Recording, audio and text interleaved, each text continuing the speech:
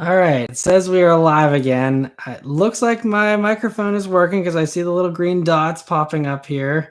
Let me know if you guys can hear me okay. I'm going to share the link here on social media again so that everyone else can find this here, and then we will get back to the questions. Give me 1 second.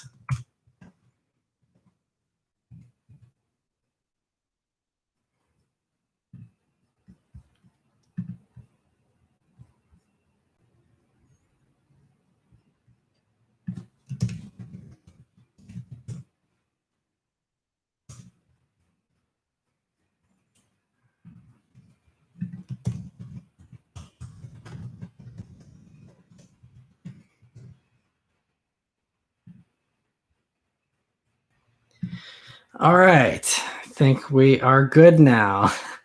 Sounds like there's no crackles, so we're back. Sorry, I think it looks like I lost about 75 people there or so, but hopefully we'll all come back here. Just shared the new link. So anyway, thank you guys again for joining. If you're just joining now, like I said, this is a live stream here for June. I'm going to be answering all super chats first, then answering all the other questions. And yeah, so we'll get back to it. Everyone says loud and clear, so I'm glad it all worked. Carrera Enzo 90 says, Matt, I just moved to Pittsburgh on Saturday. Any recommendations for a car shop / barber in the area? So as far as car shop, trying to figure out. So I guess it depends on exactly what you're looking for, car shop wise. If you're looking for like detail shops or something, or tint shops, I love the guys at Blackout Tinting. They're actually in Latrobe, which is like a 50-minute drive from Pittsburgh, but totally worth it because they are, in my opinion, the best in the area. Well worth the drive. You say you live in the Strip District, so you're right downtown. That's awesome. Barbers, I don't know any barbers because I don't live in downtown Pittsburgh. I live about 25 minutes north of the city, so the barber I go to probably wouldn't be great for you because it'd be a little bit of a drive. But I'm sure there's a bunch of good stuff down there in the city. Also, the person that's been cutting my hair, by the way, I just got a haircut for the first time today. It's the first time I think since January, actually, now that they just reopened stuff. But I've been going to my barber for, I don't know, like 10 years or something. So haven't really shopped around much. I just kind of go to the same guy all the time. Maintenance wise, that'll depend on your car. I could definitely recommend some dealerships for you and stuff. If you want to send a Facebook message or an email or something, I'd be more than happy to help you out there as well. But welcome to Pittsburgh. I hope you enjoy your time here. It's a really fun city. Joshua says, do you think Hyundai would come out with an N-Line version of the Venue? There's been rumors that they'll not only come out with an N-Line, but a full-blown N version of the Venue. And that would be pretty awesome if they do. We'll have to see. But I think that it does seem like they want to expand the N-Line to a lot of other stuff. And so I guess it would also depend on how well the Venue sells. If they have strong demand, then I think they could possibly, end up, doing an N-Line version for sure. But Garrett Bentz, thank you so much for another super chat. He says, hi, Matt. Thanks again. Do you think a Fiesta ST would be a good first-time track autocross car, or would it be worth it to spend the extra money on a Veloster N with performance pack? So I think the Fiesta ST is amazing. I almost bought one several years back before I bought the EcoBoost and stuff. I really love the Fiesta ST that much, but they are a little bit problematic. And like my wife had a Fiesta, and when we actually first started dating, she had a Fiesta. It wasn't an ST, but like the heater and stuff didn't work sometimes. The vents didn't work. There was all kinds of goofy stuff. Hers also had the dual clutch, which failed twice in like the course of, I think, 8,000 miles or something. So the Fiesta isn't the most solidly built vehicle, but they are fantastic fun and very, very simple, great vehicles. If you have the disposable money to spend on a Veloster N with a performance pack, I certainly think that would be better. For several different reasons. First, with the Veloster N, you have, the different adjustable suspension modes and stuff. And if you go to different autocross courses and you don't set up for just one course, that could be great because you can adjust it on the fly. And if you need softer damping for, some parts that are a little more uneven, and if you're on another course where it's buttery smooth, you can have things nice and firm. Dialing that kind of stuff in, I think would really be beneficial. Obviously, you can just manually do that stuff for the Fiesta at the track, and just doing just actual hardware changes. But if it's a daily driver, it's really nice to have that, adjustability. And so, and the Veloster engine sounds better. It's newer, so it's safer. You have a 10-year warranty with it versus, like I said, the sketchy reliability of Fiestas in general. All those things, I mean, it is probably way cheaper for a Fiesta ST over a Veloster N. So it really comes down to your money situation. But like I said, if you could afford a Veloster N, I would recommend that. I think they are just pure magic. They sound amazing. Everything is amazing. Anyway, Tu Chang, thank you so much for another super chat. He says, my girlfriend is going to kill me. LOL, but what nameplate would you love to see back? One of the things that I really loved was the Subaru Baja whenever they did those several years ago. And now that everyone's crazy about pickup trucks and stuff now, I think this would be a perfect time. Hyundai is working on the Santa Cruz pickup truck, which is, a unibody thing to compete with the Ridgeline. I think it's really, a perfect time to come back with a Baja for Subaru. And, there are a lot of people that are Subaru buyers that love camping and stuff. But, I think you could actually pile your bikes into a truck like the Baja or something easier than you could in an Outback possibly. And so I think that would be what I would love to see make a comeback is the Baja, especially if they include a Baja XT, like they had the Baja Turbo back in the day. That would be really, really cool. That's the one off the top of my head. I mean, there's so many good other things that, I wish the Evo would come back to give Subaru some good competition. I wish the Focus RS would come back to the States. The Fiesta ST, I wish would come back to the States. And as far as other iconic names, I wish that like Cadillac would revise some of their old names for some of these new cars that they're having, and stuff like that, like kind of how Lincoln has done with the Continental and all that. I love seeing that retro stuff come back. So that would be another thing that I would love to see as well. But thank you again for another super chat. And sorry if your girlfriend's mad.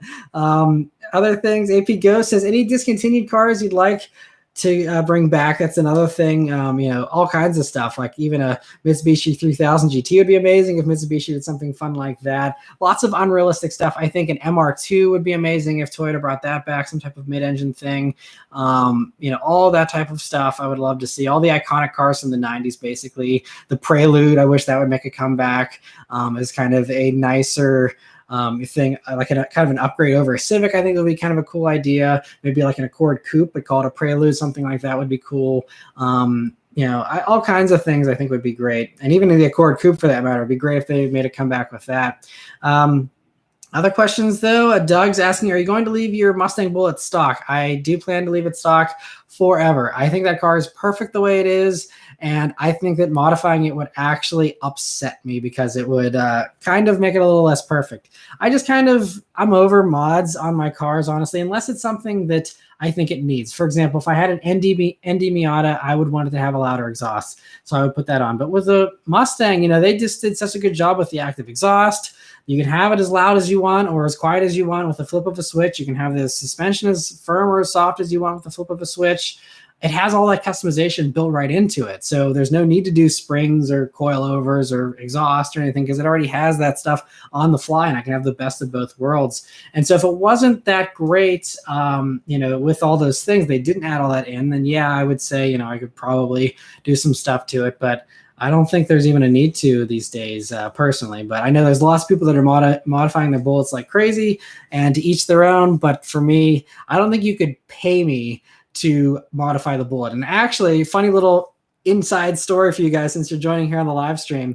Roush actually offered me a supercharger for free and I turned it down. So that's how crazy I am with keeping the Bullet stock. This was a couple years back when I first got the Bullet, but I actually had a chance at a free supercharger and I wasn't even interested in that. It would be awesome. I would have, it would have been a lot of fun, but it's just one of those things. Then you have 700 horsepower, whatever, and then I can't go full throttle on the street without immediately breaking the law. And so, it's just, I like the Bullet being 480 horsepower, being able to ring it out, take it to red line and not immediately be doing 100 miles an hour and stuff. So yeah, that's how crazy I am about keeping the Bullet stock. Other questions here. Kevin Mendoza, thank you so much for the super chat. He says C8 Z51 or 992 Carrera S, which is faster on track?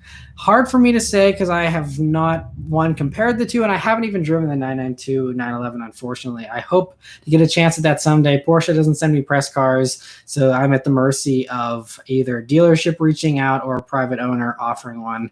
But the C8 is impressive, and I did take that around the track whenever I did my review, and I had talked about my track impressions for that. As far as which would be faster, it's really hard to even say just off the top of my head. I mean, as far as specs and stuff go, I think the Carrera might be a little bit easier to handle around a track. Not that the Corvette's hard, especially with it being mid-engine now. It's very controllable, and I love taking that thing around the track.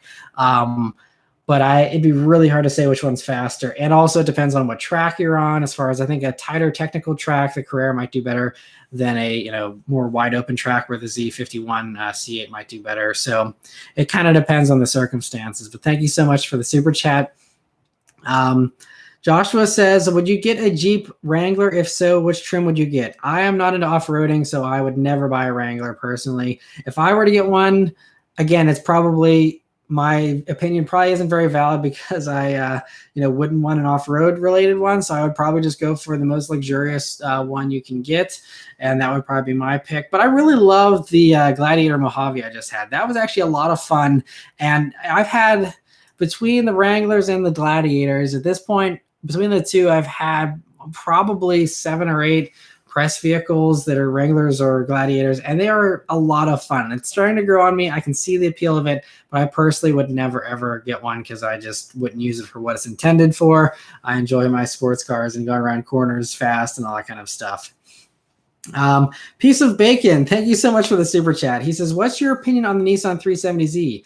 I love them. They're fantastic. I did a review several years ago on a standard 370Z, and then I think it was 2 years ago now, I did a review on a Nismo 370Z, so you can go watch those for all my thoughts. But I think they're fantastic, and I think that's actually a really solid buy these days as well. As long as you're okay with the old interior and the old safety and technology and stuff, 370Zs are a bargain, both new and used right now.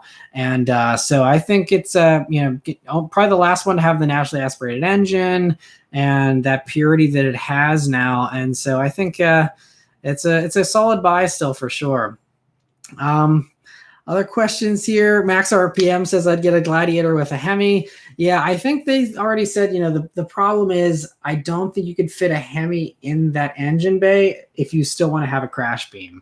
So unless they really did some extended front bumper that really stuck out far in order to fit that engine in there, basically there's people that have swapped Hemis into the Gladiator. It fits. You just have to delete the bumper beam. So if you hit anything that's, I guess bigger than a bicycle, you're probably going to be in some serious trouble. So, but it is possible, as like I said, if you don't care about safety. Other questions here. Yad is asking, would you enter Street Speed 717's giveaway? I wouldn't enter his giveaways personally, just because I feel like there's others who, I think would be more deserving of winning. So even if I was lucky enough to win, I very rarely win anything. But even if I was lucky enough to win, I'd feel bad because, it's for his subscribers. And while I am one of his subscribers, I have my own sweet car. And so I don't need to enter the giveaway. But he does give away some really sweet stuff. I think he's doing the Viper now, which is a very cool giveaway. But yeah, so good question there. Tall Texican says, what do you know of the new Barracuda coming out from Fiat/Dodge? Probably just as much as you do. I don't know anything honestly about it aside from just what we've read online, that it'll possibly just be a convertible version of the Challenger that they've been finally, been considering for a while. But yeah, I don't know. I think it would be cool. It's also really hard from a marketing standpoint. Again, less and less people are buying convertibles these days. So is it worth going to all that extra trouble and branding and stuff for a vehicle that very few people will buy? I don't know. I hope so, because I think it'd be really cool. And honestly, that could be, because my next purchase I want is a convertible. And obviously I still want an F-Type, so that would probably be my pick. But if Dodge came out with some super sweet Barracuda convertible that was actually safe and, an all new generation and stuff, I could see myself being very tempted for something like that, especially if it has the Hellcat motor or something. That would be very, very sweet. Yeah. Blue Stolcis, thank you so much for another super chat. He says, I don't know if you can, but I'd love to see Alfa Romeo Giulia TI review again. The quad is nice, but I'm definitely more into the 2.0T. Would love to see the 2020.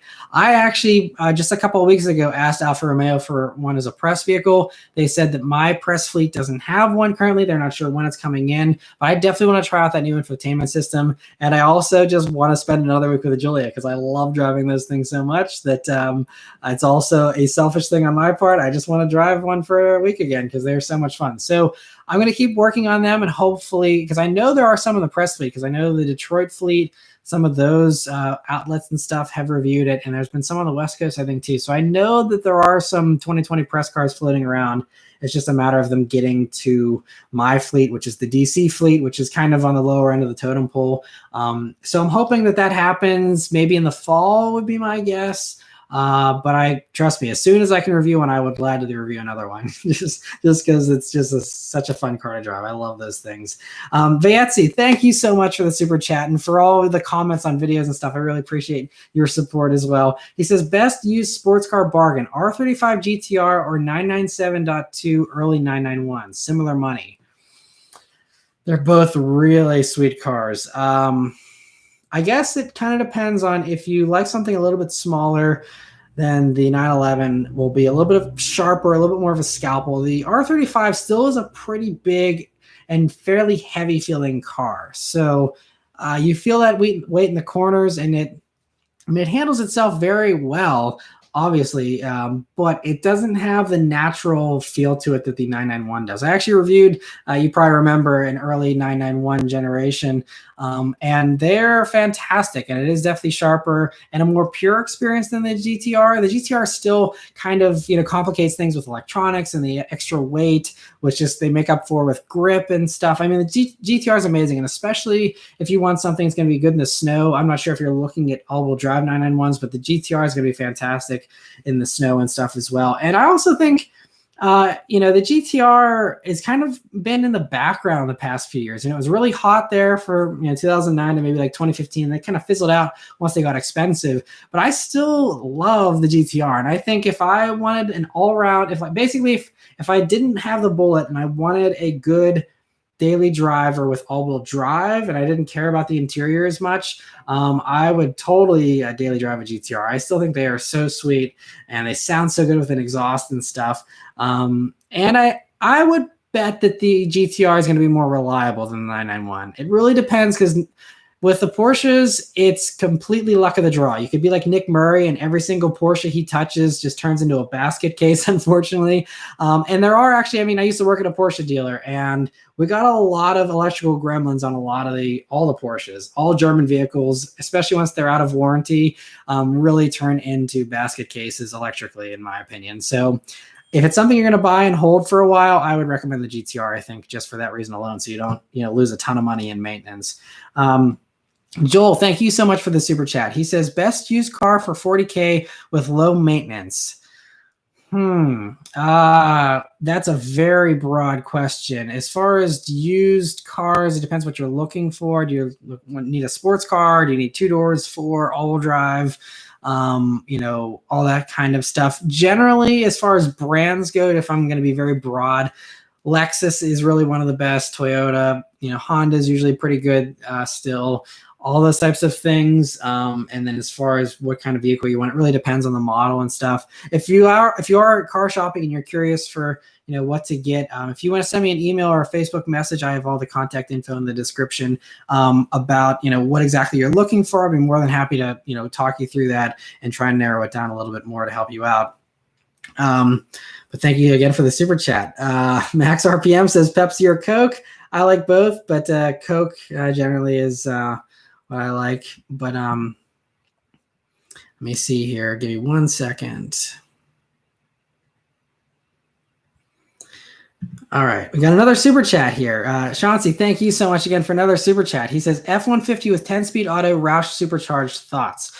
That would be a sweet combo. I would just make sure that you make the appropriate upgrades to the rest of the F-150 to handle that power. Because I don't know if you saw, I did a review of a supercharged F-150, but it was a Whipple supercharged F-150 that Lebanon Ford Performance did, and that was the 10-speed auto. But that was like a base truck. That was like, here's what you can get for 40 grand, and it's like a stripped down F-150 with that supercharged V8 in it, and it was wild. But I would definitely want to upgrade the brakes. I would want to definitely upgrade the suspension, the tires, wheels, all that kind of stuff. But it was sweet. And so the Roush supercharger would probably be a slightly different feeling, but still should be fairly close. But they're sweet. And if you haven't watched that video, yeah, it's Lebanon Ford Performance F-150. It should come up. But yeah, that I give more thoughts on it there, and you can see my reaction. But I mean, it just spins the tires like crazy. It's just crazy fun and kind of like a modern SVT Lightning, which is another, speaking of the previous question about stuff that I wish that companies brought back, the Lightning is another vehicle that I wish that Ford would bring back, especially with, again, trucks doing so well these days. RD Malesh says, do you watch Shmee 150? He went to Lake Forest Ferrari located near me. That's awesome. I do watch Shmee. He's an awesome guy. I've actually hung out with him a couple of different times. If you watch the 2020 Corvette video, he was my drive partner on that. So we were driving around all day in the new Corvettes together. And he's such a nice guy. He's so down to earth and so cool too. Which is something you can't always say whenever you're talking about people that have, millions of dollars in supercars and stuff like that. He's a very regular, normal person, and you can talk cars with him all day, and he is super nice. And so yeah, he's an awesome guy. And I do watch his stuff from time to time, but honestly, I don't watch much YouTube because I'm so busy with posting my own videos and my own life and stuff that I do, try and find some time for some of the shorter videos. And on the weekends, I try and catch up. But my watch later playlist on YouTube is like 250 videos long at this point. I just, always want to watch stuff. It's just finding the time is tough sometimes. And Joel, thank you so much for another super chat. He says, RCF worth it? Seems very slow, but it looks good. Well, they're definitely not very slow. I mean, they're quick. I reviewed the 2020 version, which obviously is a little bit more expensive than the 40K point there. But the RCF is a solid car. I think that motor will run forever.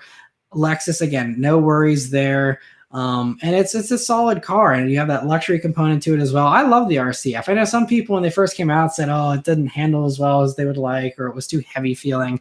I think it's great. I think it handles really well. I mean, yeah, I drive a Mustang every day, so I mean, I'm not the person to talk about, a light handling vehicle, but compared to all the other stuff I've reviewed, I think the RCF is a very impressive vehicle still, and is another kind of underdog that I think is underappreciated now. But I think in 5 or 10 years, whenever all the BMWs and Mercedes are having electrical issues, the RCF will be chugging along just fine. They'll be holding their values much better because they'll be solid and reliable. And I think that's one of Lexus's strongest things. And I think that's why people still pay $100 grand for the LX 570, because you can literally put 1 million miles on that motor and it goes without a problem. So that's, there's something to say for that. It's an impressive thing that a lot of other companies can't pull off.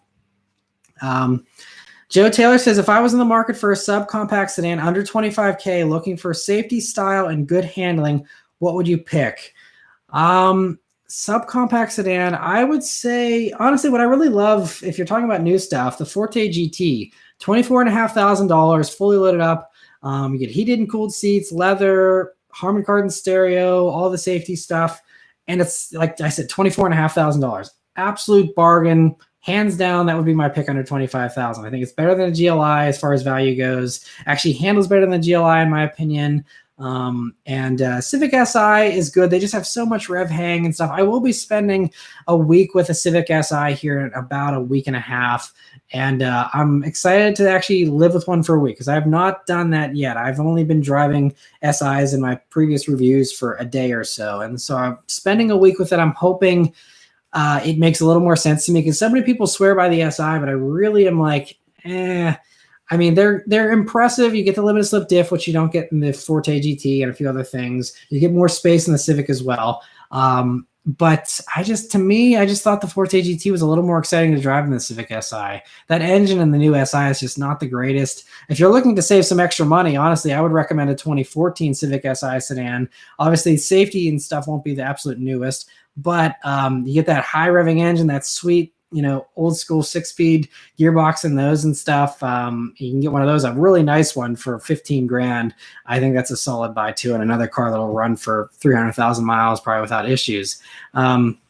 Luke O1234, thank you so much for the super chat. He says, would you take a fully loaded subcompact crossover or a mid-grade compact crossover? I would probably go for the mid-grade compact because with compacts, you get more power, which is the main interest that I would have. And I think most people could appreciate that. Not that, some of the subcompact stuff isn't horribly slow. You have options like the Kona and like the Seltos that I just reviewed with its turbo motor and stuff. But honestly, they're so close in pricing. You can still get, a pretty nice RAV4 CRV for similar money to a fully loaded subcompact. You're only talking about a couple $1,000 tops. And so personally, I think I would rather have, just the extra space, the extra power of just going after that compact. And I would even go so far as to say, I would rather have a 1 or 2 year old compact crossover with nicer options and stuff over a fully loaded subcompact that's brand new, just because, again, you get more power and all that kind of stuff. Come here, Cupcake Fuel says, hey Matt, do you think Mitsubishi would ever bring back the Evo? And if they do you think it would be an actual competitor to the WRX?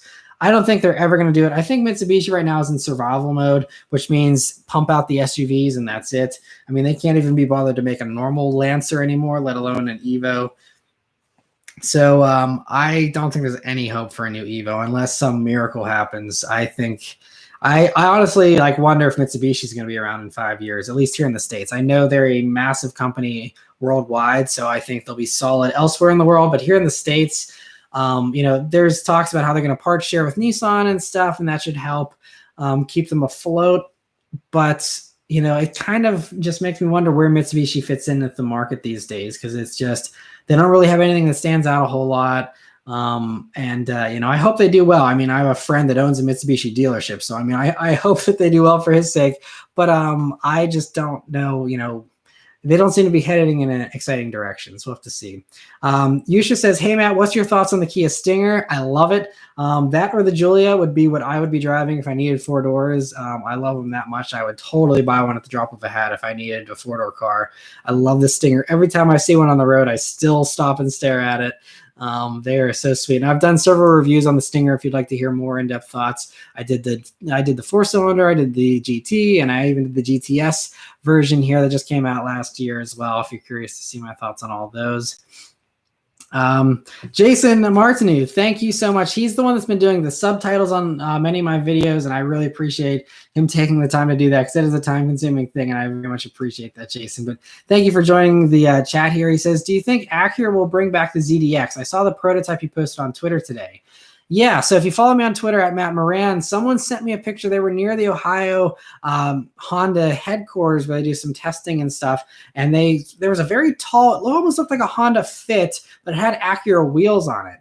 And it really had me stumped. Usually with, spy shots, I can figure out pretty easily based on the wheels and the shape and stuff, kind of, what it is. But that really had me stumped because, there's talks that the Fit's not even going to come back in the States. And I don't know why they would put Acura wheels on a Fit unless they're just trying to throw people for a loop, which they very well might be. That would be a funny little inside joke at Honda possibly. But otherwise, I don't know what's going on with that. The ZDX, it's something, it is possible. But if you saw in the weekly update from last week, they just leaked out the next 2 years of Acura. And it doesn't look like they're adding anything new other than a new compact sedan, which is how, in the title of the video, I'm talking about the RSX or the Integra making a comeback. So I think if it is happening, it wouldn't be for the next 2 years. And so that's why I'm so stumped as well, because it had Acura wheels, but I think they just did that to throw people off. It's got to be a Honda.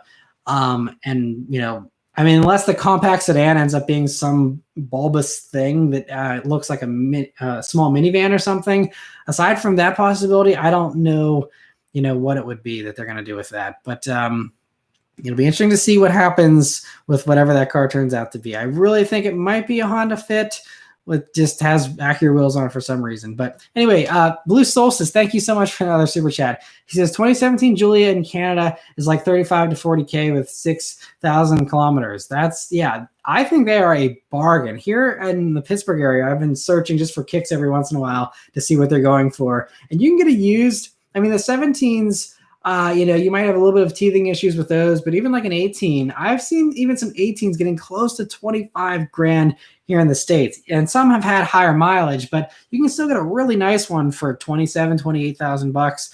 And it is a very tempting used buy. And I know people love to drag Alfa Romeo through the dirt with their reliability stuff.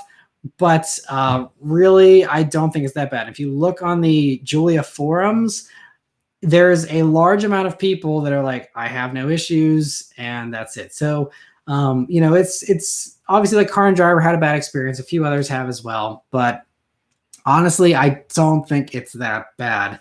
But again, it's hard to say. It's another kind of luck of the draw thing.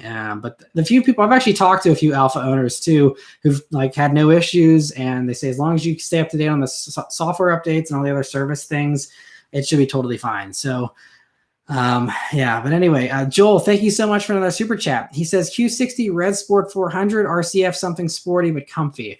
Okay, so the Q60 is another fantastic vehicle. And the nice thing with those is you can actually do an aftermarket add-on to get Apple CarPlay in those as well. And I think it's another solid option. I think the automatic in the RCF is a little bit more responsive than it is in the Q60 with its 7-speed. But they're both solid choices. I think the Lexus will be more reliable, most likely. But the Infiniti could be a solid choice as well. And I really love the Q60 Red Sport that I reviewed as well. That's another vehicle I did a couple of years back. Fantastic car. And also nice because you can get all-wheel drive with those as an option, which you can't get in the RCF. I have not reviewed a rear-wheel drive Q60, so it's hard to say how those would drive. But I think the RCF, though, you have more horsepower in the RCF. And the RCF just sounds better with the V8 over the V6 you have in the Q60. Not that that sounds bad, but the RCF just feels a little more special with that naturally aspirated V8. Underground Outlaw says, favorite Pittsburgh roads. There is a ton of roads that I enjoy. Kind of depends on which area in Pittsburgh you're in. I know a bunch of good roads out towards the airport. I know, in like the Moon Township area, there's a bunch that are good there. North Hills, which is close to where I'm at, there's a bunch of good roads as well. Cranberry, one of the cool roads that I really enjoy is Rochester Road, which you can take right off of 19, and it is crazy with how it dips up and down and turns and stuff. The problem is all the roads in Pittsburgh, most of them, there's like a 50-50 chance you'll get stuck behind a slow car in traffic. So I don't really know of any really good, totally out of the way roads that have no one on them in the middle of nowhere. But for all the stuff I do around here, I don't need to go crazy or anything. So the few back roads that I drive on are totally fine. And Rochester Road is one of the ones I do use fairly often. Cole Catone, thank you so much for the super chat. He says, opinion on F10 535i M Sport 2015. Those are fantastic. I also did a review on a 535 M Sport package as well. Actually, you can go check that out if you're curious. They're fantastic cars.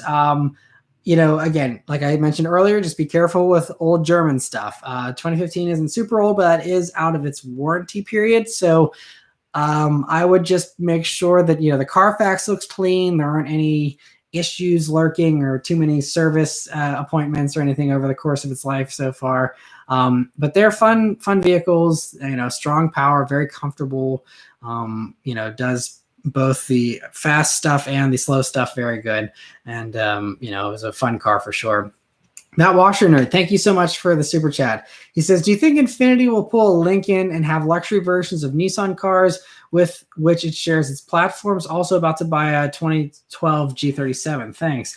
Well, congrats on getting ready to buy that. Those are fantastic. I drove a couple back when I used to work at a dealership, but I have not actually reviewed a G37 that's a sedan. I don't know if you're getting sedan or coupe. The coupe that I drove was fantastic as well. Really fun cars, but I'm still looking to review a sedan at some point. But as far as your question, I don't know what they're going to do. You know, I think, like I mentioned in the weekly update, it seems like maybe with the timeline Infinity's talking about, they're not going to have stuff for a couple more years that's new. That makes me think they'll wait for the electric stuff, possibly. It could be that they don't wait for the electric stuff and just rebadge a bunch of Nissan stuff. I think that they know that that would kind of dilute the Infinity brand a little bit, though. So I think they won't do that. I mean, Lincoln does a good job of differentiating it, but the thing with Lincoln is, you know, Lincoln has always been just nicer Fords, and Infinity has usually been that as well. But I feel like, you know, a lot of the Infinities in the past have been stuff that is only in Japan for Nissan, doesn't come to the States. So it has still a little bit of, you know, interesting features and exclusivity to it that you can't get with a normal Nissan. So I think that's been kind of some of the appeal, you know, like the Q50 and stuff like that. But I don't know what they're going to do. It'll be interesting to see. I just hope they stick around long enough to see it happen, because, you know, Infinity's really struggling, and they're going to be struggling for a good while as well. So, you know, we'll see if they can make it the next 2 or 3 years till their new stuff's supposed to come out. That Washington, thank you so much for another super chat. He says Roosevelt Road in Ohio Township is amazing. Interesting. I don't think I've ever been on Roosevelt Road. I'll have to look that up. I appreciate the suggestion.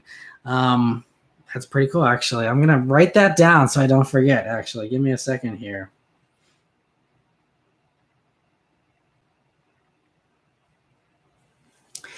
Yeah, that's awesome. I'll have to check it out. Thanks. I also, Rochester Road is, you know, right near Ohio Township. That's another Rochester Road that I enjoy. Trevor, thank you so much for the super chat. He says, Matt, your channel is great. In your opinion, what's the minimum horsepower torque the next generation STI needs to have to justify the long wait? Well, thank you so much for the kind words first.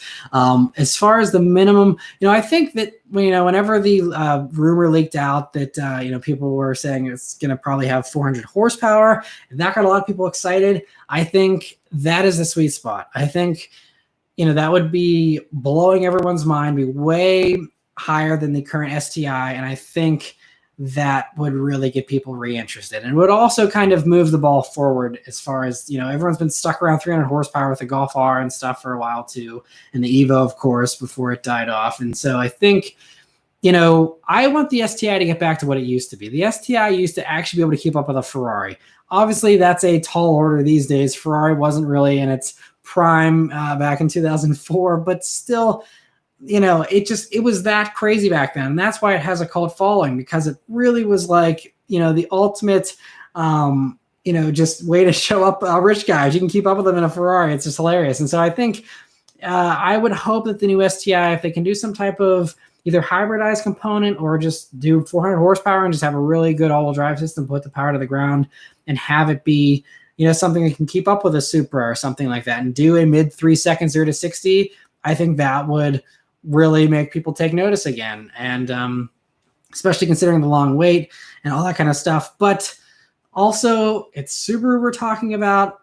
You know, they have their good spots from time to time, but I've been more and more pessimistic about Subaru as the years have gone by, and so we'll just have to see what happens. I hope they come up with something great, but I'm not holding my breath either, sadly.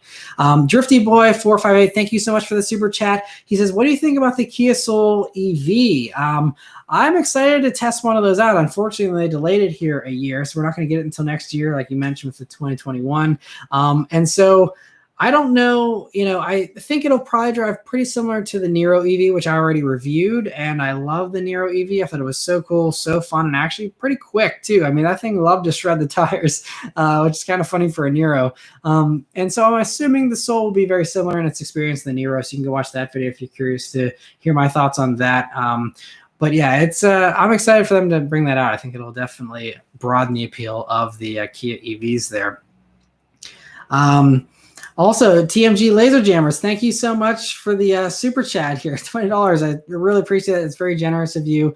Thank you so much for hanging out here in the super chat. Tu Chang, thank you so much for another super chat here. He says, last one promise. Can we see a Subaru Halo car? She's watching. Yeah, I think the BRZ is kind of that car for them. And I think, you know, I'm just grateful that they have reinvested in the next gen version of the BRZ with Toyota that'll be coming next year.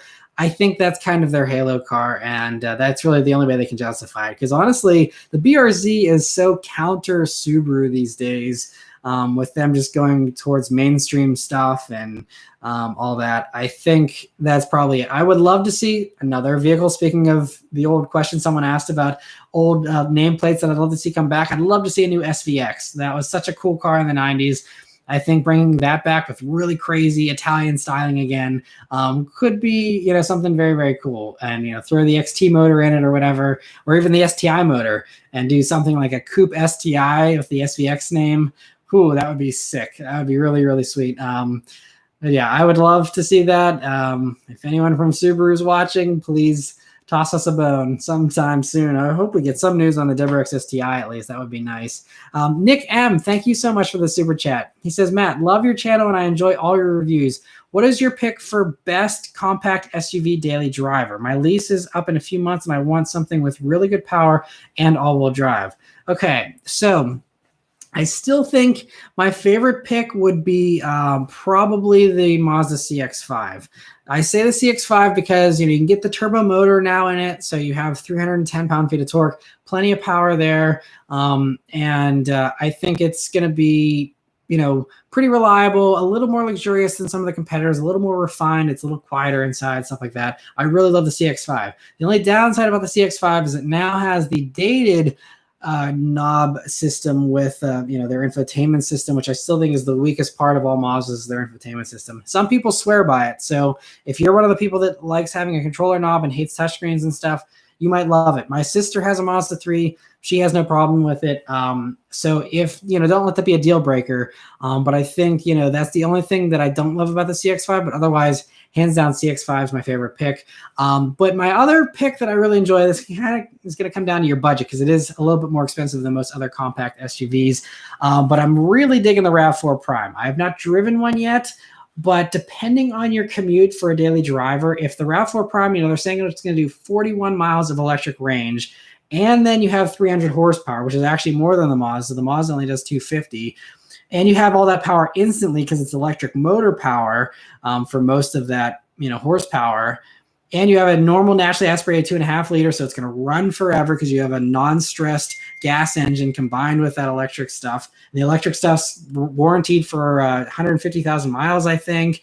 That would be, I think, if I were going to buy a compact SUV, I'd probably wait, a month or two here for the RAV4 Prime to drop and buy one of those. I'm really excited to review one of those. And just for the simple fact you can go 40 miles a day on electricity, you'll save a ton of money in gas. And that's also kind of cool as well if you're interested in saving some money. And so that would be my favorite pick if you can wait a month or two. I'm not sure exactly when those are dropping, but I know some people are getting press cars already. I think I'm supposed to get one here in the next month or two probably as a press vehicle. So I'll be doing a review on it if you're not in a hurry. But otherwise, CX-5 is a great choice too. And I mean, they're all pretty good. The CR-V is good. RAV4 is good. You can't really go wrong. There's lots of good choices, but I think, like I said, CX-5 or RAV4 for me. Trev9667, thank you so much for joining. He says, hey, Matt, the other day I saw a gray 2020 Shelby GT500 convertible with a manufacturer license plate. I'm not kidding. Interesting. If you happen to see that again and can safely take a picture of it, please do. That would be awesome. I mean, I don't see any reason why they couldn't do a GT500 convertible. They've done it in the past, but I have not heard a single rumor about that. So that's very interesting. Thank you so much for sharing that. That would be sweet. And a manufactured plate means it's totally legit. I mean, the only other thing I can think of is maybe they're going to do a convertible version of the Mach 1 because the Mach 1 has been running around with a wing that looks very similar to the GT500. I guess it depends if you manage to see the front end of it, if it really is the whole, GT500 front end or not. But that's pretty sweet. Thank you again for sharing that. Drive Steady says, any chance Ford does a GT500 KR? I don't think so. I think, the KRs previously have been a Shelby American thing. That's kind of been the aftermarket thing that's condoned by Ford. I don't know if Ford's actually put out a KR themselves, aside from the original one. But that would be cool, and I'm sure that the Shelby American people are already working on that if they haven't already. There probably is going to be a GT500 KR from them very, very soon. Tu Chang, thank you so much for another super chat. He says, what would you think about a Subaru midship turbo boxer halo car? Rip to, Rip Baby Mustang. I don't know. I think it would be amazing. I would love to see that. Like I said, some type of revived SVX would be amazing. A midship thing would be very sweet. And I actually kind of got a little bit excited about that whenever there was rumors about a Toyota MR2. I was like, hey, maybe Subaru can come in on that with them as well. And, Toyota gets an MR2 out of it and Subaru gets something as well. But I think if you really want an affordable mid-engine vehicle, cheaper than a C8 Corvette, Hyundai's working on, their mid-engine Veloster thing, but from the rumors I've heard, it's not going to look like a Veloster whenever it comes out. It's going to be a totally unique body. And if they actually kind of do an MR2 that Toyota won't do, that would be amazing and would be awesome. So keep an eye on that. If that's something you actually are interested in, wait a year or two here. Hopefully by then Hyundai will have that out. And that could be a game changer, by the way. If it's actually like a fast, you've got the Veloster M motor in something that's mid-engined, and it looks good, sign me up. That would be amazing, especially if it comes in a convertible. I would love that. So yeah, that would be sweet. We'll have to see what happens with that. But other questions. Mando says, thoughts on possible 300 SRT with the 392. I think that would be cool. I've been saying that for years. There's been multiple times where I've been on Dodge press events, and I've told the FCA people, like, please, like, bring the SRT back to the 300. It was so sweet for the previous gen. And they offer it, I think, in the Middle East and one or two other markets. They do have a 300 SRT for this new version. And I don't know why they're not doing that here. Dodge is so brilliant with their marketing, but then there's so many other missed opportunities like that. Like that thing would, one, single-handedly save the 300 because no one cares about them otherwise. And two, it would just be super cool. I mean, it's not like it would take a lot of money to do that. You can literally copy and paste every single part off the Charger, throw it on the 300C. You can even steal just the same styling you have from the Middle East car, throw that on it, call it a day. People will come and they will buy them like crazy. Like, it's seriously it seems like the simplest thing. I know there's probably some good reasons why they're not doing it. I don't understand them. I think an SRT version of the 300 would be super well received, especially if they even do a little bit of a light facelift on the 300 again. They could have kept it going just as well as they did with the Charger. They just didn't invest in the 300 like they did the Charger, unfortunately. And so that's why the 300C doesn't sell anymore and the Charger still does. But anyway, Kyle, thank you so much for the super chat. He says, hey, Matt, since the New York Auto Show officially canceled their event for August, how do you think this whole current event or current situation we're in now will affect auto shows in the future?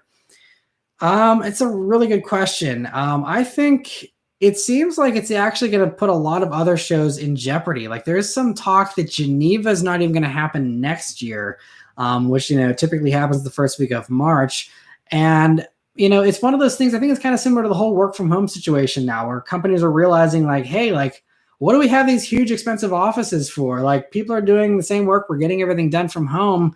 Like, why is everyone having to commute into work and, spend all this money on these expensive offices? It's the same thing with auto shows. I think, auto shows are very important because you have the consumer aspect of people who still want to sit in a car, check it out without some salesman breathing down their neck. And so, I can see that kind of appeal. And I think that auto shows, as far as local, like, all your dealers come and bring a car and, everyone sits in them and stuff, I think that will be safe for a while. Again, once we're beyond the coronavirus thing and everyone worrying about, germs and stuff.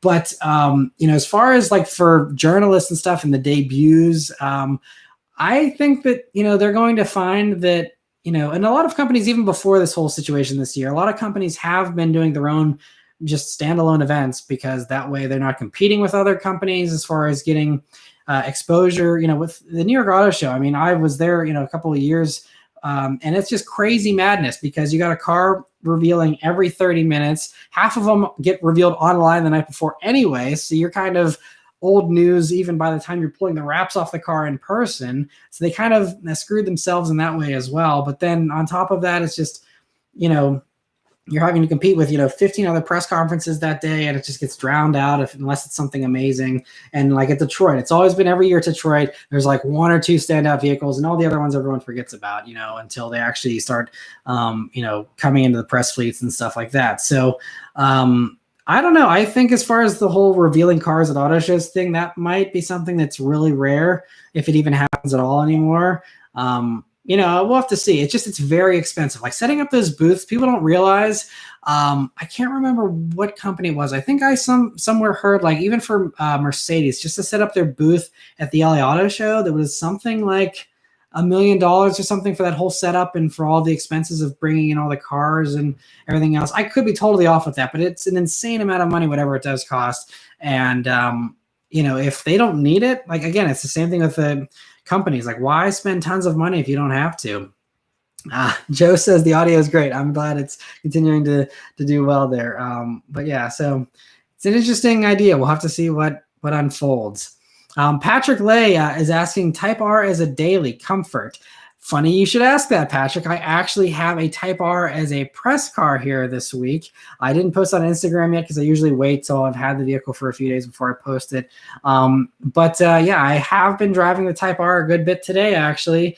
And I'll obviously be doing a full review on it to give you more in-depth analysis. But what I'll say is that it's fairly comfortable, especially if you put the suspension in its comfort mode.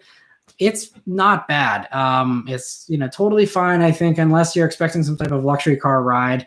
I don't think it's bad at all. And that's impressive considering you're on rubber band tires. And I mean, I'm not using that term loosely. I mean, they are truly tiny tires. The sidewalls on those tires are crazy. So it's comfortable. And as a daily driver, I think it's really good. I think personally, just having, the enormous wing and stuff on the back, I would probably delete the wing, even though it hurts the aerodynamics, just because it's a little much for me as far as what I personally like as far as styling and stuff.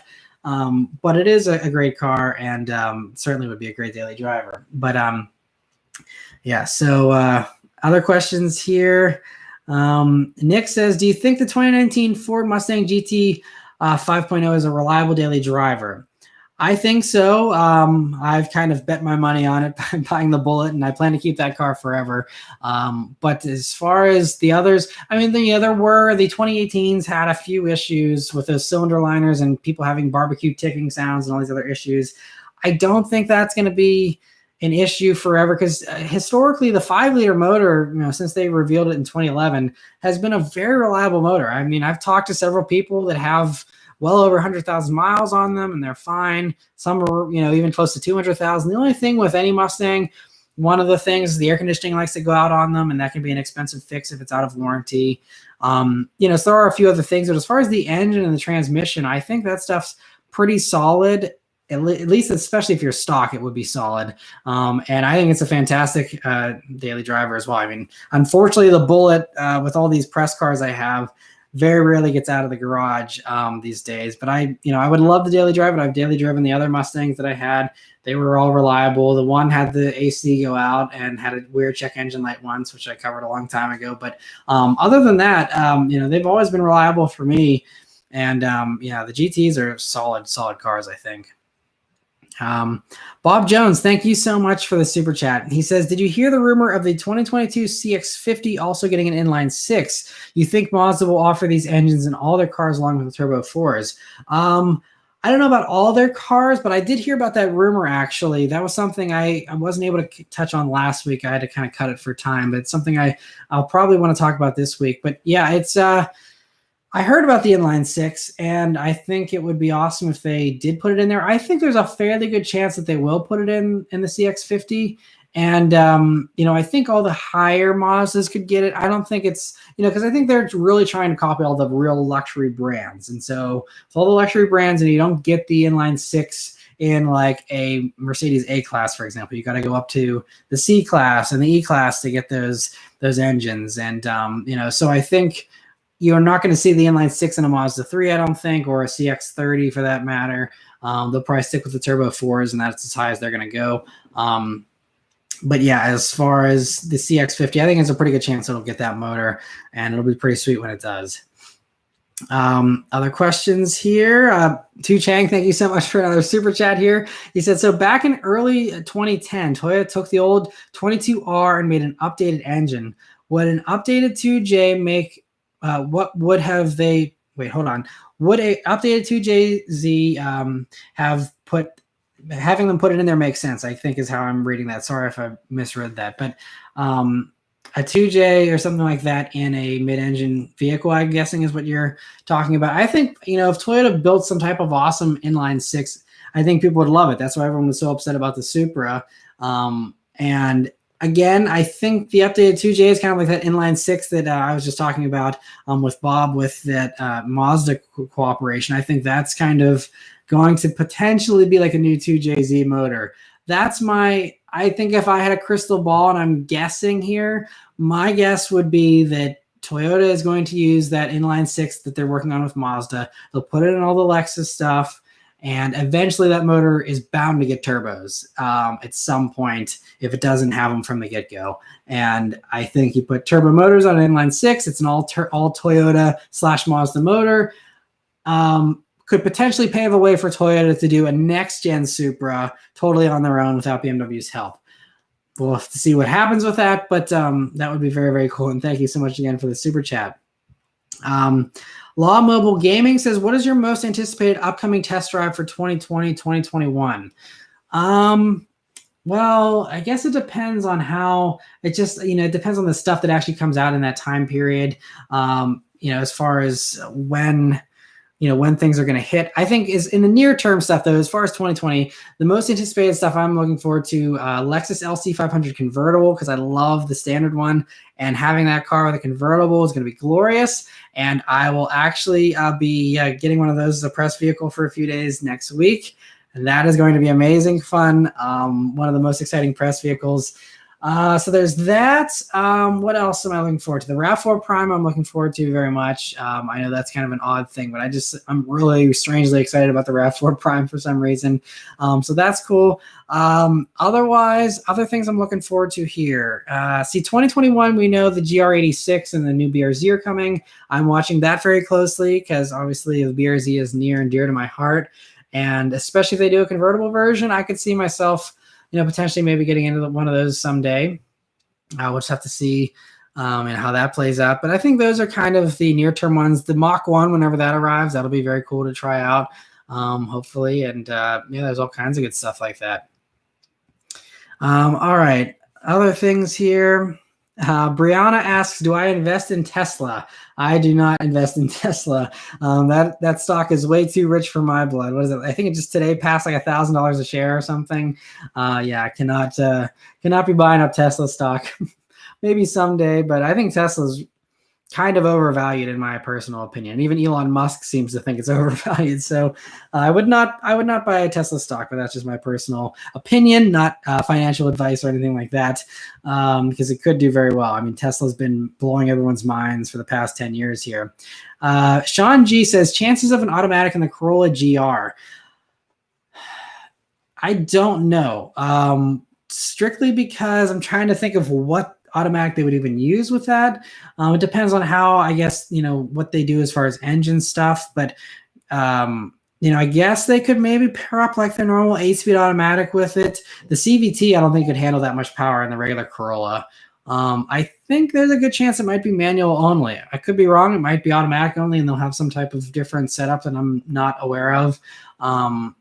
So we'll have to see. And it also depends if there's a hybrid component, then maybe they could potentially do something like the RAV4 Prime and its thing where they just have the direct drive CVT type scenario, something like that.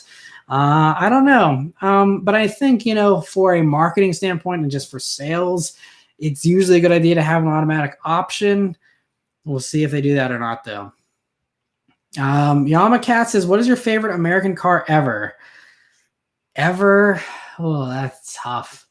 I mean, I'm probably biased. I would probably just say, the 1968 Mustang from Bullitt, probably. And if you're talking about new American stuff, my Bullitt, I think, is my favorite car. But there's been so many good things over the years. And I think we're also living in another golden age right now of amazing muscle cars with the Hellcats and the ZL1s and all that kind of stuff. There's so many good vehicles. It's really hard to pick just one, I think. I think one cool vehicle is the Tucker. That was such a revolutionary car for the time. If you know the story of Tucker, and that's just insane. And I think if he weren't, put down by the other car companies and actually was able to survive, I think it would be, it would have been an amazing car and could have been a really like a future, like a Tesla from back in the 40s, basically. It would have been really cool. Matthew Spina says, any news on the Nissan Frontier for 2021? Well, they just teased all their new models. I talked about that in the Nissan 400Z weekly update, so you can go check that out if you want to hear my thoughts and see the little sneak peek of the new Frontier. Otherwise, the news is basically that it's going to have the motor that they just introduced here for the 2020 Frontier, and it's going to have blockier styling, a little bit more aggressive looking. And be totally all new and get better fuel economy, all that type of stuff. We don't have any specifics just yet. I'm not sure. I think they said it was going to be out before the end of the year, but I could be wrong on that. But yeah, so should be coming pretty soon. That's another vehicle that I know a lot of people are really interested in. Joe Taylor says, Matt, I'm a sophomore in high school and I'm considering careers and want to do something in automotive. Open to a lot like engineering, industrial design, product planning, eyeing Nissan. Thoughts? Yeah, I mean, a career in the automotive space is, something that I was wanting to do as well. I originally wanted to be an automotive journalist, and that's what I was wanting to do. But, if you know my whole origin story, back whenever I was shopping for degrees and stuff, back whenever I was going to college, which was 2008 to 2012, YouTube, you couldn't really monetize back then, until I think it was like 2009, 2008 when they really started very slowly, but it didn't really, go more widespread until I was graduating college. And so I wasn't going to work for a car magazine because back then they didn't pay very much and you had to live in either New York or LA or Detroit. And, it's just all very expensive places to live outside of Detroit. And so I didn't want to do it. And I was going to do mechanical engineering and tried to do it, and I did not have the smarts to do engineering. I got like halfway into my freshman first semester at Virginia Tech, and I was like, man, this is tough. All the stuff it was not what my brain was cut out for, unfortunately, because I would have loved to be an engineer and actually help work on new cars and stuff like that, but. So I ended up, with the YouTube channel, it all worked out. I was able to review cars and, be able to do that, kind of being my own boss, not having to move to some other place. And I'm glad it worked out here. It's been my full-time thing since 2015, and I'm very grateful I'm able to do this. But I would definitely recommend a degree. Whatever you have a good, I guess, knowledge in, whatever you think your skill set is and what you want to pursue, go for it. Anything in the automotive realm would be a lot of fun, I think. It's a very cool sector to be in, I think. But Blue Soul says, thank you so much for the super chat here. He says, doing mechanical engineering right now. Calc 2 kills me. Help. I'm sorry. I wish I could help you. I couldn't get past the freshman engineering class, which was basically like, I remember one of the first things that they just wanted us to do, just even it was like a weed out class of just like people who aren't cut out to be engineers. And it was like, here's this three-dimensional box on this piece of paper. And it's like, now draw it you'd have to say, okay, spin it 90 degrees, then spin it 270 degrees, and then 55 degrees, and then draw what that would look like. And I was like, have no clue. So that was one of the things. Freshman chemistry also just killed me in college. And that was another thing. I'm like, yep, can't do this.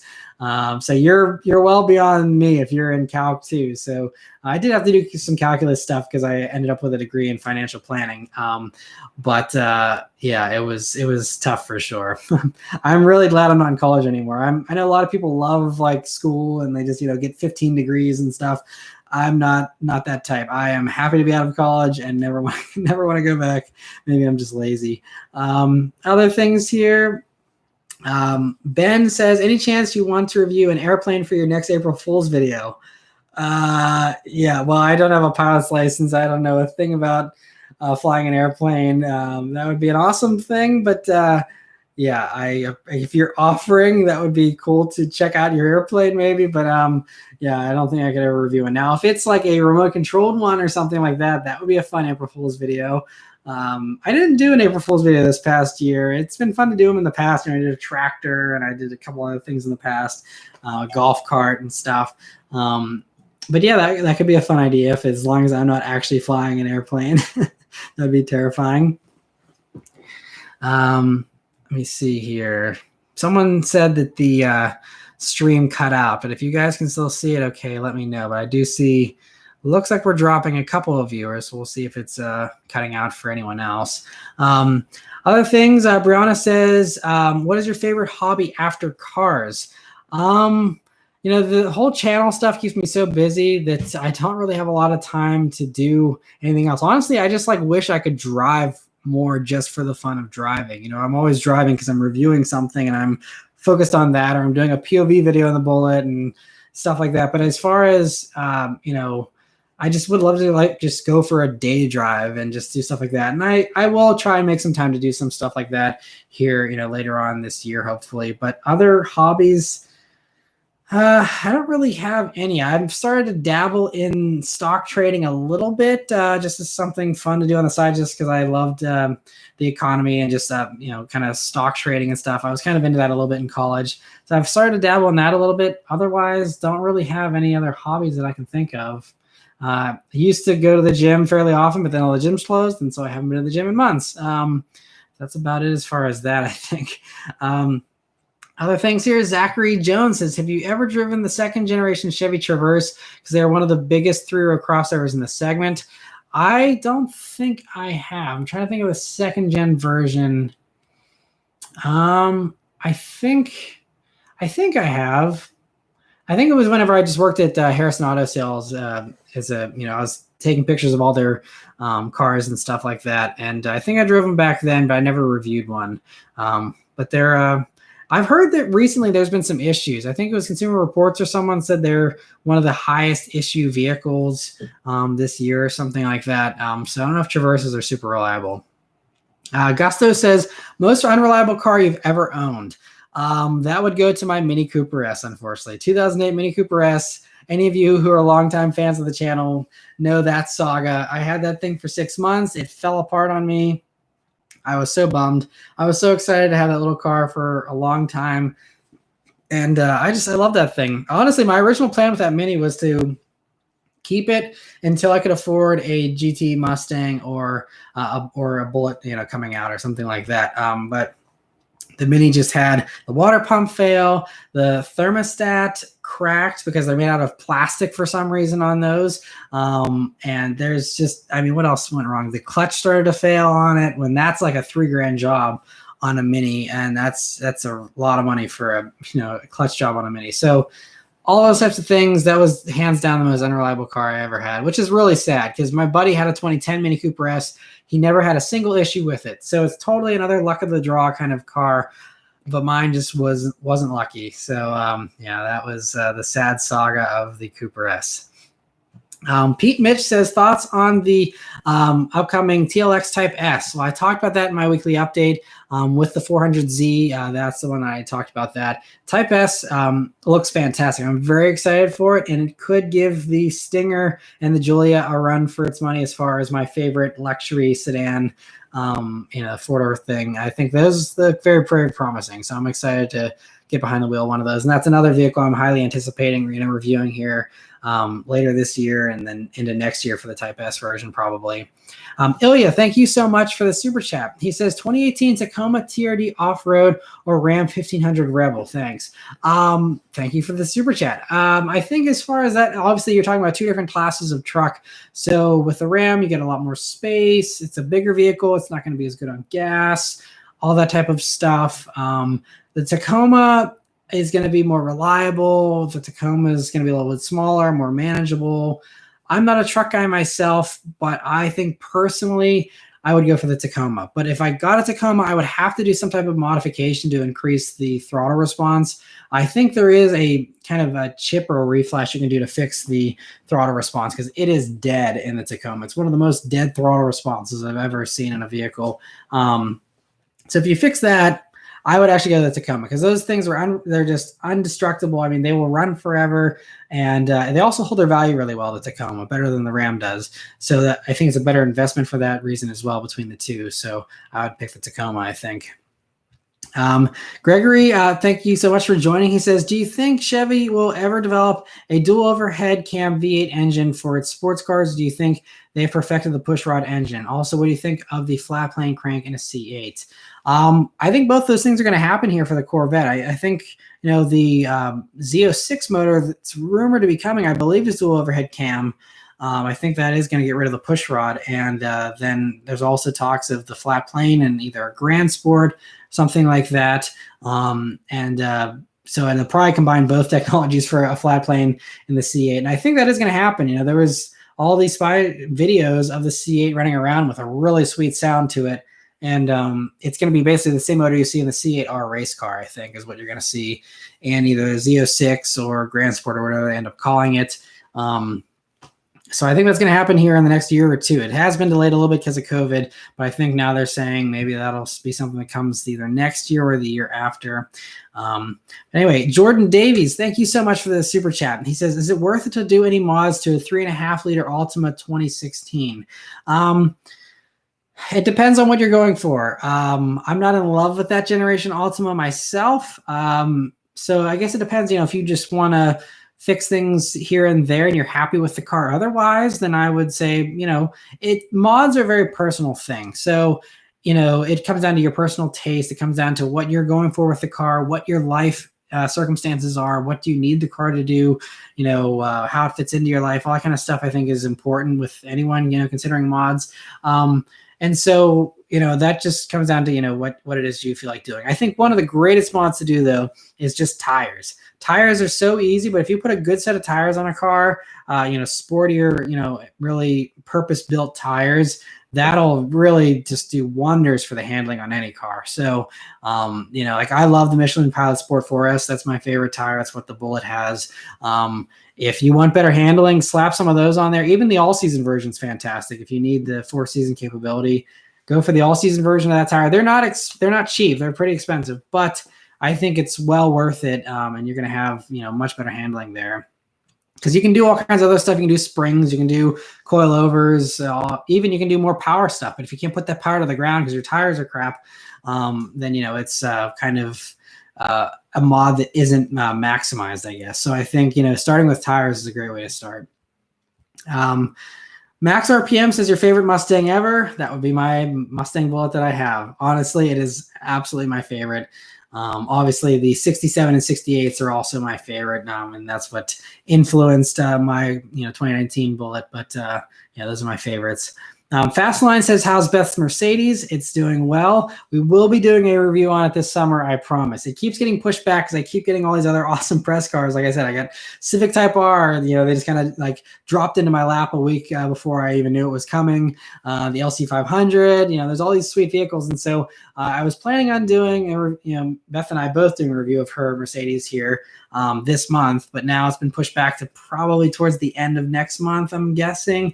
And that's assuming that I don't get any other sweet press cards. It's a very good problem to have, but it just means that all the personal stuff gets pushed back because we can review her car at any time, and all this other stuff is a lot hotter. And also, no one likes Mercedes reviews on my channel. Every Mercedes review I post, for the most part, just totally bombs and doesn't go anywhere.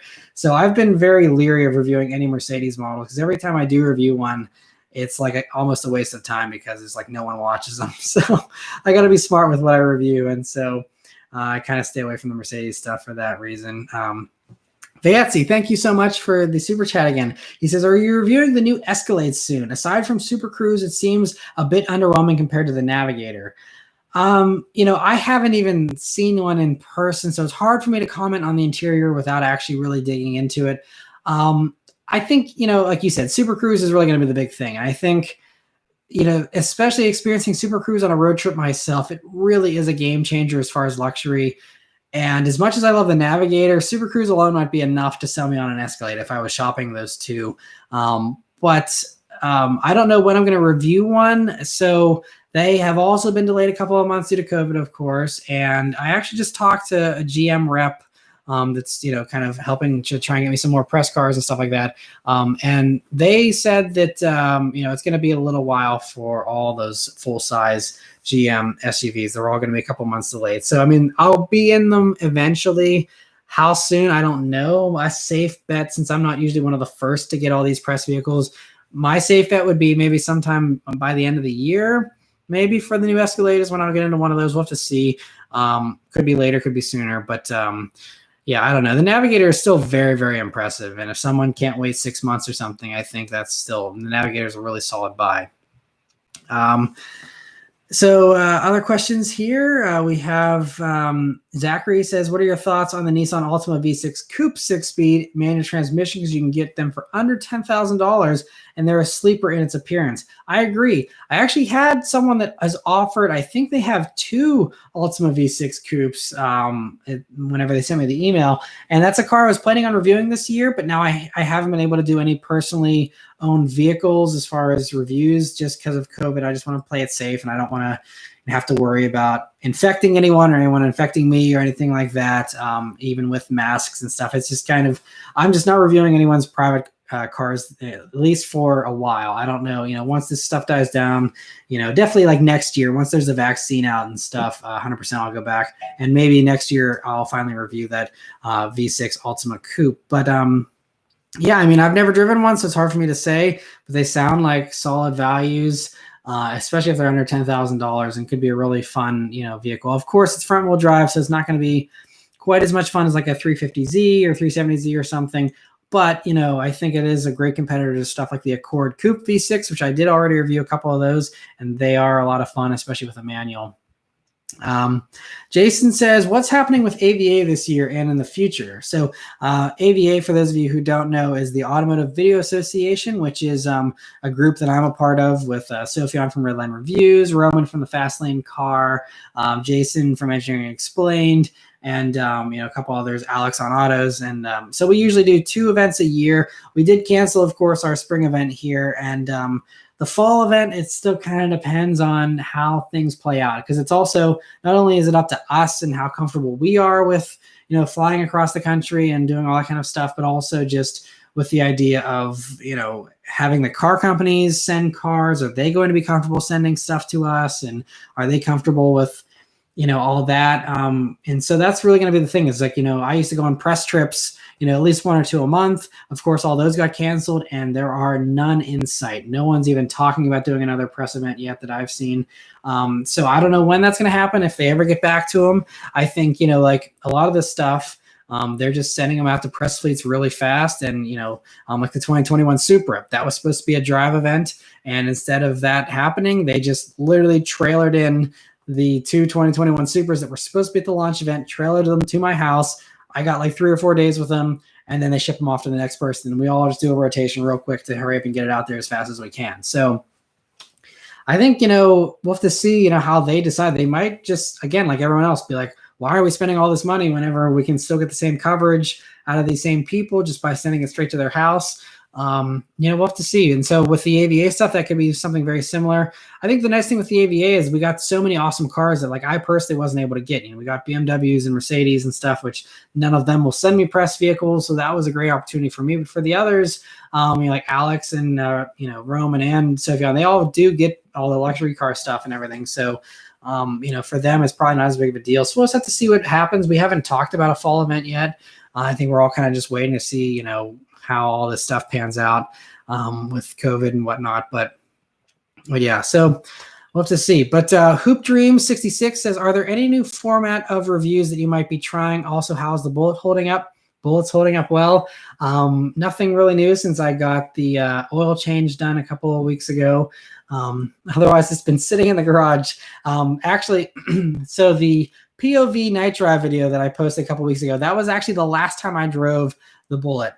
It's been sitting ever since, and that's just because I've had all these, exciting press vehicles that I've been driving. And, this past week it was the Veloster Turbo, which I'll be posting on July, and then the Civic Type R this week, LC500 convertible next week, and there's a bunch of other stuff coming down the road too. So there's going to be a lot of opportunities for the Bullet to just sit in the garage, which really breaks my heart. I go out to the garage and just look at it every once in a while. And it just makes me sad that I don't drive it more, but it's just, again, it's a time thing. I get so much time editing these videos and, filming stuff and keeping up with the press vehicles and everything else going on. It's just wish I had time to daily drive it. I still have a goal of putting 200,000 miles on the Bullet someday, but it's going to be a while before I get there. Also, as far as new formats for reviews, we're not trying anything else new. You know, we already kind of did the new split with having the driving review as one thing and the interior review with Beth as another thing, and that was kind of the new thing to try. And those have been going over fairly well, so we're going to continue to do those. But that's about it. You know, there's other vlog ideas and other different ideas that I have. It just comes down to time again. Even if I did want to experiment with other formats and stuff, just keeping up with cars. And I know that that's why most of you subscribe is for car reviews. So I want to make sure that's always the priority. And so I'm just trying to keep up with that as kind of the full-time job for me, because like I said, it can keep me pretty busy. And especially with editing everything myself. I'd love to be able to hire an editor someday, but I just don't have the disposable income to pay someone a reasonable salary to edit my stuff. But yeah, so sticking with the same format, but I'm always open to suggestions. If there's any other stuff that anyone would like to see me do, I'm always open to hearing about it. Jordan, thank you so much for another super chat. He says, thoughts on a base Jetta 1.4 liter 2019. They're okay. So I did a review on a standard Jetta. You can go watch my 2019 Jetta review if you're curious. I think it's the 2019 one that I did. It's the new gen version, but they're okay. They don't handle as well as the previous gen Jetta, in my opinion. They're more comfortable. They're a little bit nicer on the interior now. And if those types of, it's larger too. So if all those types of things are important to you, then I think the Jetta could make some sense still. But I still think that there's some others that give you a little bit more. I think the Corolla is more fun. The Civic's more fun. The Forte is more fun. The Jetta, you can just tell they just went for comfort. They completely didn't care about the enthusiasts with the regular Jetta. Excuse me. And, they just are, I guess, assuming everyone is going to get a GLI if you want a sporty Jetta, you just go for the GLI, and everyone else that buys a normal Jetta, they assume you just don't care about performance. But yeah, Car Story says Jetta is crap. The GTI is the only Volkswagen worth buying. Yeah, I mean, I think the GLI is still pretty good too, but it's not amazing in my opinion. Michael Z says, what does your wife do for work? She's a nanny, although she hasn't been working here with COVID going on. We'll see if she resumes that here, once things calm down. But for right now, she currently is unemployed. She is actually helping me with editing a little bit as well, which is great. And of course, she's doing the interior reviews and contributing with that as well. But yeah, so otherwise, she's just kind of waiting to see, if the family that she nannies is going to need her or not. But yeah, so that's that. Ben says, Matt, do you like cheeseburgers? I love cheeseburgers. Brianna says, okay, I guess there's a conversation going on here with Car Story. Joe Taylor says, is the Sentra an overall better package than the Civic? I think that if you like a nice interior, yes. I think the Sentra is a better buy. The Civic, I actually like the Sentra's, transmission better than the Civic, which I know is blasphemy to some people because of Nissan CVT, but it's a new CVT, so we'll have to wait and see if it ends up being unreliable like the old one was. But as of right now, I think the new Sentra I do like better than the Civic personally. All right, other questions here. Jordan, thank you so much for another super chat. He says, thanks for answering the questions. Take it easy. Thanks for joining. I really appreciate it. And if you have any follow-up questions, I'm always happy to answer anyone's questions on either Facebook messages or through email. If you have any car questions, I'm always happy to answer those as far as, car shopping, helping you figure out what to buy. That's why I do this channel, is to help you guys figure out a kind of car that you would enjoy owning and driving every day. Because I think if everyone had a fun car that they actually enjoyed, a car that put a smile on their face every day, I think the world will be a little bit of a happier place. So that's kind of why I do this. And so yeah. Other things here, Troy Brown Entertainment says, Matt, is the Honda Civic Sport Hatch a better buy than the Kia Forte, the fast version, the GT? I don't think so. The GT, Forte GT, have more horsepower than the Civic Sport Hatch. I think the manual is a little bit better than the Civic Sport Hatch, but it does have a decent amount of rev hang. I haven't driven the Forte GT with a manual, so I don't know if the rev hang is an issue in that or not.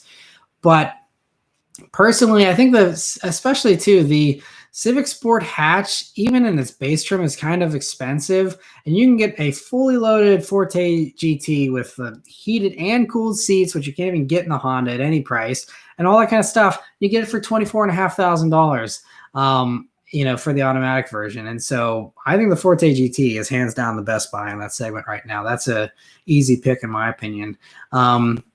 So Vishal says, will Toyota keep the V6 in the next gen Camry? I don't know, because whenever I was talking to the Toyota executives, whenever I reviewed the all-wheel drive Camry, everyone was like, well, why didn't they give it all-wheel drive with the V6? Because no one buys the V6. I think, what was the take rate? Like 8% of people maybe bought the V6.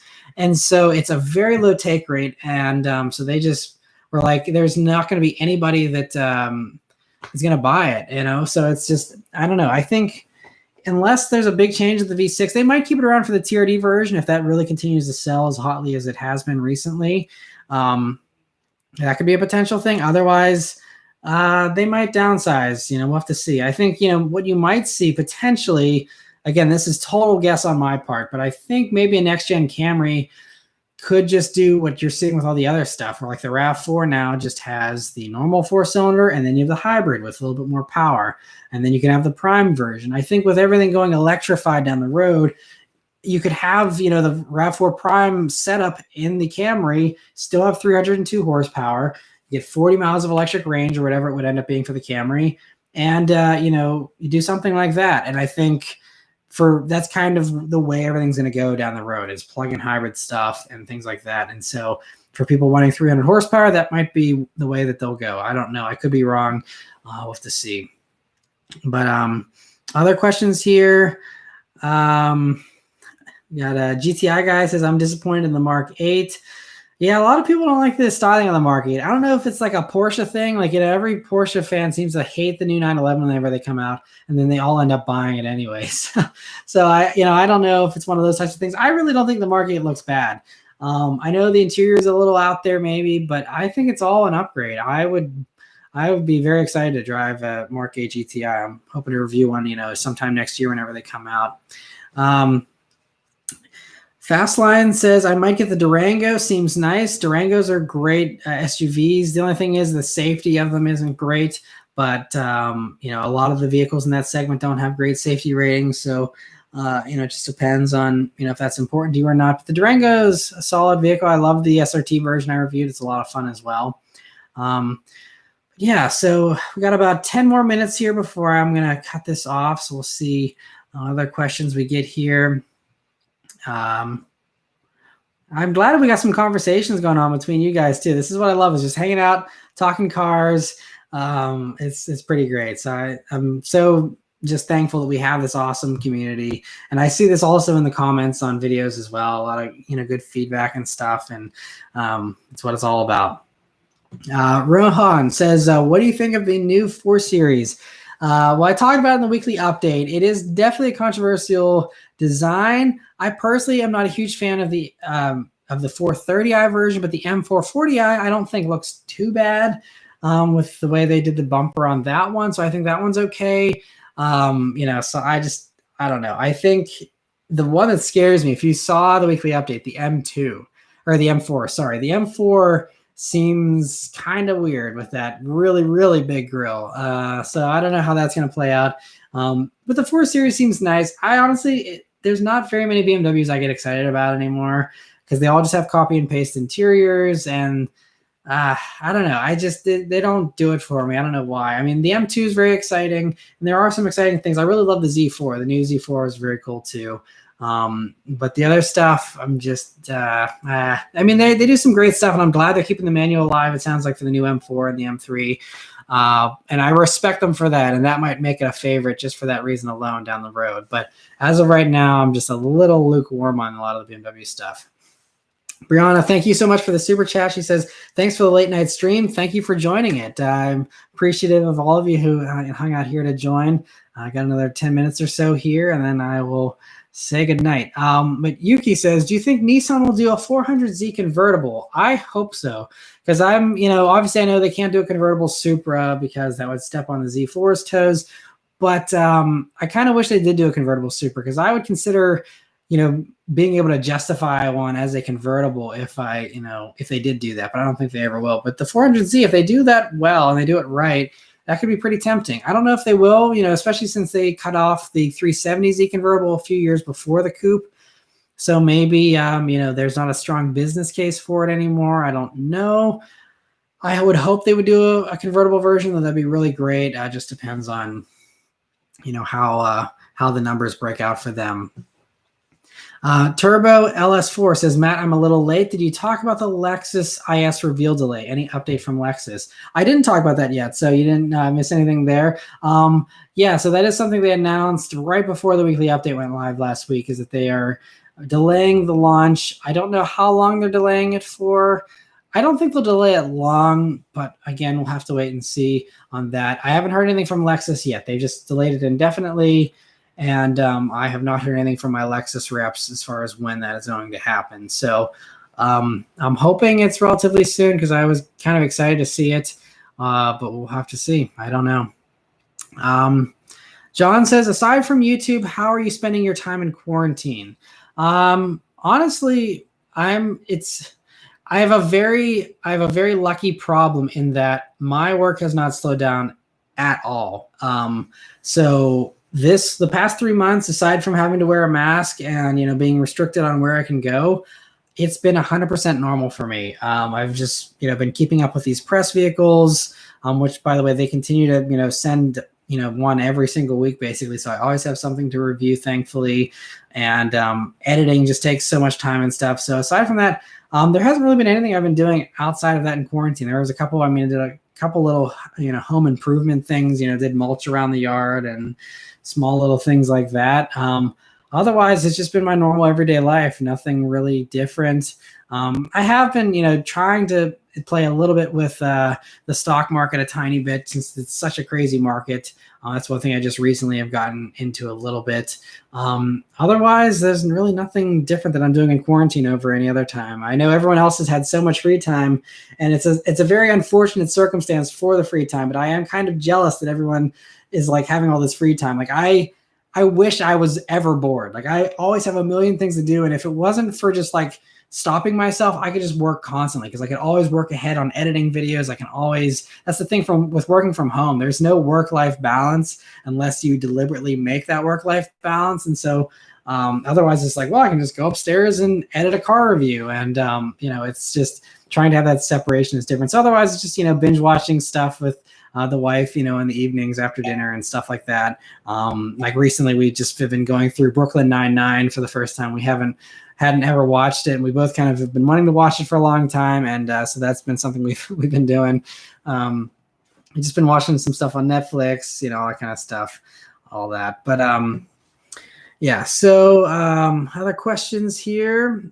Zachary says, have you seen the new 2021 Chevy Equinox RS 2.0T? Because it's a really good looking crossover with quad exhaust tips. Yeah, the exhaust tip was an interesting choice there for 2021. I did see that. I talked about that. It was a while back in the weekly update, but whenever that broke out, I did talk about it then. And, it's still just a refresh of the current gen Equinox, which I haven't driven or reviewed.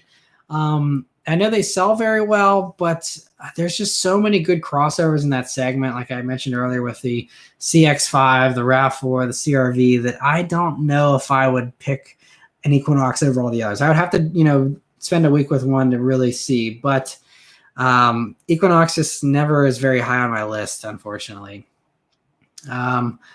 So a couple more questions here. Troy Brown Entertainment says, Matt, if you had $30K to spend on a new vehicle, which one would you buy? If it were me, with my personal preferences, I would pick a Veloster N or a Miata. It would be between those two. And so I think, obviously it comes down to how much space you want. They're kind of polar opposites. I actually did a video comparing the two, where I kind of, list out all the differences between them and, which one would fit, what you like better. But I think I would probably go for the Miata at this point in my life because I have the Bullet, which is going to stay, and that's a coupe, and I would like to have a convertible. And so the Miata, I think, would fill that very nicely. And the 2019 Miata in the 2020s now, if that new engine, which revs higher, I mean, if you watch my 2019 Miata review, you'll see the bliss that I was in driving that thing. I love those new Miatas. So that would be it, probably. Veloster N is another one that I would do if I needed a little more practicality, needed a back seat or the hatchback, something like that. Or I just want front wheel drive. If it's only going to be your only vehicle as a daily driver, Veloster N, I think, would be a better pick than the Miata. And Veloster N is, again, just pure magic, just such an amazing car. So yeah, but Joe says, Matt, where's the Fedora? Joe, you go way back. That Fedora, man, I wore that in one review back when I was really early with the reviews. We're talking like 2012 maybe, or 2013.